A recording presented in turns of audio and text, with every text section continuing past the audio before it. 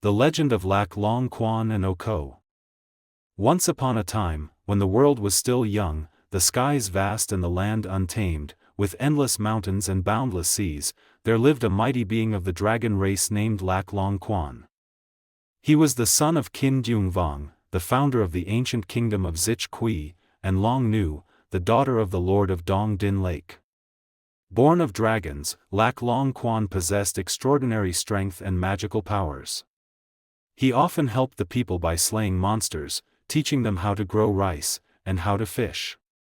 To the people, he was like a father, a water deity, a symbol of the Vietnamese people's eternal bond with rivers and the sea.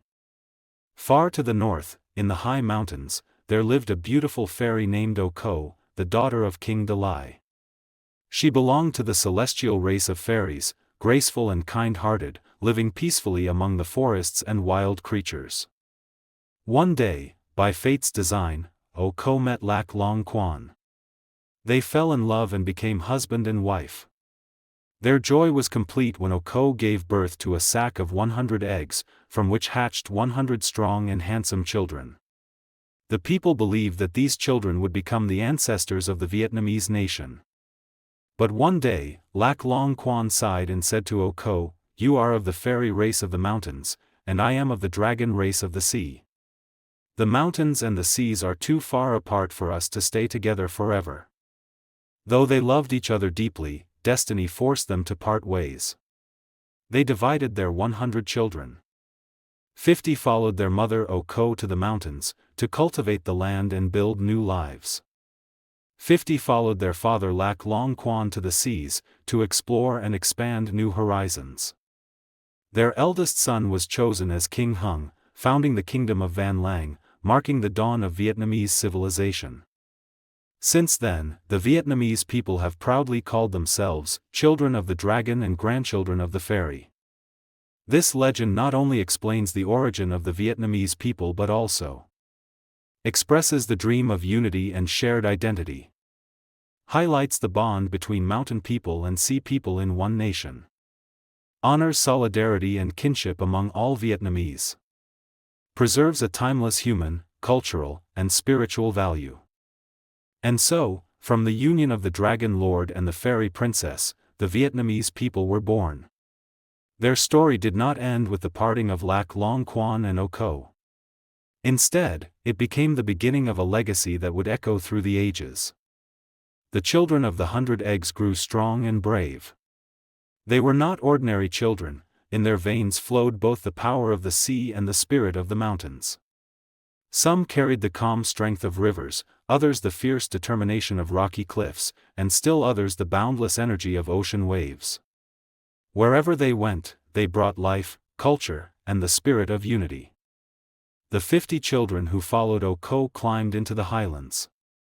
There, they cleared forests, built villages, and lived in harmony with the birds and beasts. They cultivated rice on terraced fields, their songs echoing across valleys and misty peaks. Meanwhile, the 50 who followed Lak Long Quan to the seas learned the ways of the tides and the winds. They became fearless sailors and fishermen, casting nets into the waves, trading across distant shores, and defending their coastlines against invaders.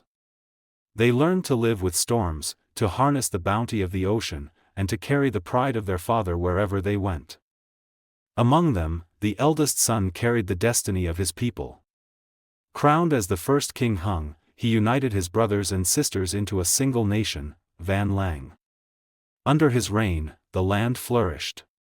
Fields of rice waved like golden seas, rivers nourished the soil, and the people lived together as one family. This was the dawn of Vietnamese civilization.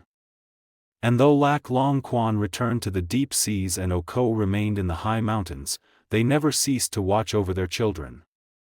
When storms raged, the people believed it was Lak Long Quan protecting them. When harvests were bountiful, they offered thanks to Oko. Their love, though parted, became eternal, woven into the very soul of the nation. To this day, Vietnamese people proudly call themselves children of the dragon and grandchildren of the fairy. It is not just a story of origin, but a reminder that though we may live in different lands, whether by the mountains or by the sea, we are bound by the same blood, the same spirit, the same destiny. And so, the legend of Lac Long Quan and Oko continues to be told, not merely as an old tale, but as a timeless truth about unity, resilience, and pride.